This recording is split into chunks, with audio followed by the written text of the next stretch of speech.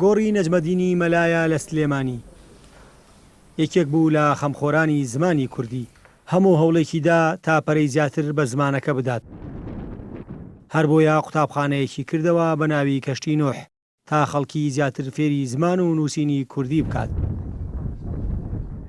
نەجمەدین مەلایەکی بووە لەوانەی کە ئامانجی پێگەیاندن بووە بە زمانی دایک، ئامانجی ئەوە بۆ خەڵکی زمانی دایکی بناسێت، خەڵکی بە زمانی دایکی بدوێت، خەڵکی بە زمانی دایکی بنووسێت.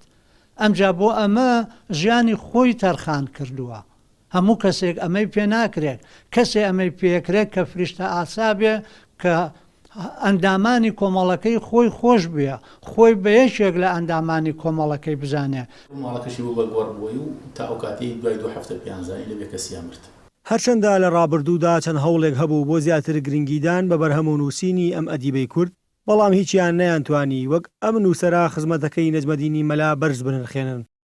هەر بۆیە کۆی بەرهەمەکانی لە کتێبێکی 2 بەرگی 1000 لاپەڕەیدا چاپ کردووە.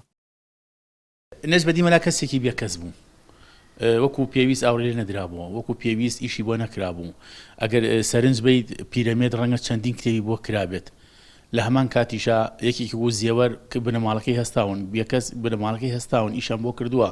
بەڵام نەجمەدین مەلا لەبەر کوڕێکی نەبوو، لەبەر ئەوەی وەکو پێویست دەسەڵاتیش ئەم زاتەی ناناسی. من حەزم کرد وەکو هەم نووسەرێک هەموو خەمخۆرێکی شاری سلێمانیش ئیش بۆ نەجمەدین مەلا بکەم. هەچی نووسەران و هەچی شاعیرانی کوردێ لە ڕابردوو هاوتەمەنی خۆشە قەرزای نەجمەدین مەلان. مامۆستا نەجمەدینی مەلا ناوی تەواوی نەجمەدینی کوڕی مەلا غەفووری کوڕی مەلا عەلیە. ساڵی 1898 لەدایک بووە.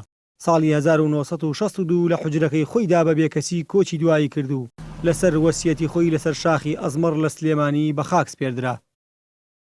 مامۆستا نەجمەدینی مەلا نزیکەی سەدەیەک بەر لە ئێستا لەسەر زمان و زانین لە شعرێکدا دەڵێت: ئەگەر دەتەوێت لە نەزانین ڕزگارت بێت ئەی ڕۆح، زوو بە زوو خۆت بگەێنە قوتابخانەکەی کەشتی نوح.